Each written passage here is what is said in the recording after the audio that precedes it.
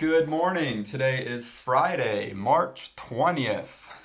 Hope you guys are all doing well. Can you believe it? We're almost 1 week through our 3 week off period here.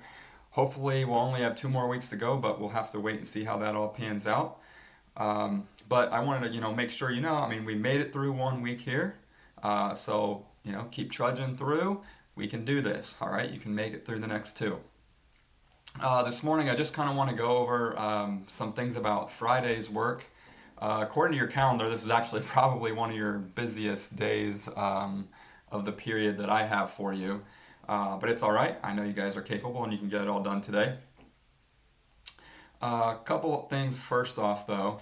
I mentioned this maybe on the video yesterday, but if you guys remember, on Monday mornings, we usually try to go over some fun things that happened with people's weekends and whatnot, just to start off a new week. So if you guys, I know it's kind of hard with having to stay inside and having to practice social distancing and all that kind of stuff.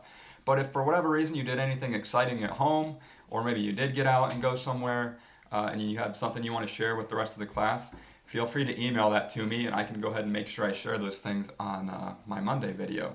So if there's something that you want to share, go ahead, drop me an email, and I can try to continue that on here through the break. I was trying to think if there's anything else I want to say before we get started here.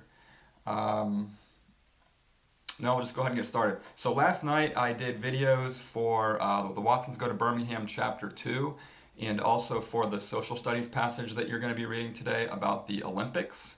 So those should already be uploaded onto YouTube. I will post links to those videos when I'm done uploading this video. So you should have that hopefully around 9:30, 10 or something like that. Okay. First off, I guess we'll just go over the day. I have the cover sheet here on my laptop, so I'm going to try to show you that. Hopefully you guys can see there.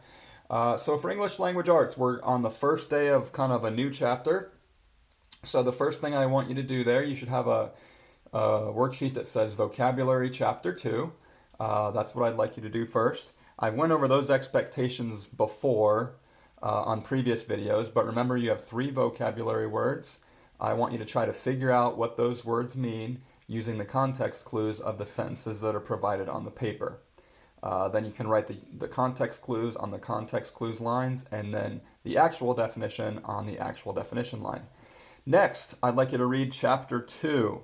Like I said, I did post a video for that last night if you want to read along with me. And after you read Chapter 2 then, there is on the back of the vocabulary page a summary sheet. That's again where I would like you to summarize the chapter. So that looks like, oh, I'm sorry, I was going to do this earlier here. So there's your vocabulary sheet. Hopefully you can see that on the video here.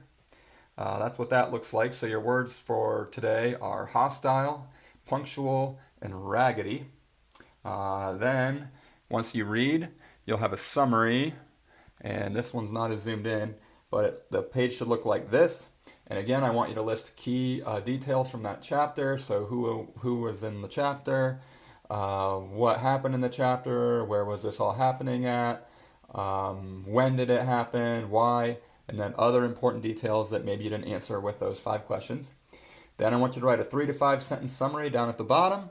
Again, try to make sure that you use complete sentences when you write that summary. Okay?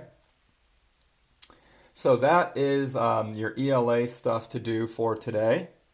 For social studies, again, I'd like you to keep trying to journal and diary once every day, just kind of so, whatever you did that day. And I'm going to try to do that along with you guys. I actually haven't even started yet, but I'm going to try to get 5 entries here done sometime, either today or this weekend. Then also for social studies, you have a passage to read, and that looks like this. It is called Ancient Greek Olympics, okay? And if you can see there, there's a box over to the right-hand side that gives you kind of some strategies to use as you read the passage. Once again, I don't care if you use those or not, but I think it would be a good idea if you do have access to like highlighters or something that you can, underline some important words and phrases. That might help you as you read. And once again, I did post a video of me reading this, so if you have a hard time with it, you can go ahead and watch that video that I'll post here on Google Classroom and the Remind app once I'm done with this. Okay? Once you have finished reading that, there is on the back of that page just 3 comprehension questions, about did you understand what the passage was. So that page should look something like this. The first question is, why were Greek Olympics held? What was the reasoning behind it? And what did the athletes compete for? So you got a couple questions to answer there. Question 2 is, how are today's Olympics different from ancient Greek Olympics? So the Olympics that we hold today every 2 or 4 years are very different than the ones that they held back then. And then question 3, when were women able to compete in ancient Olympic Games? And what were they allowed to compete in? So that is on the back of the passage, and I'd like you to answer those questions with complete sentences. And that is pretty much it for ELA and social studies today. Oops, I put this backward. So I think that's a manageable amount. I think you can get that all done today. With the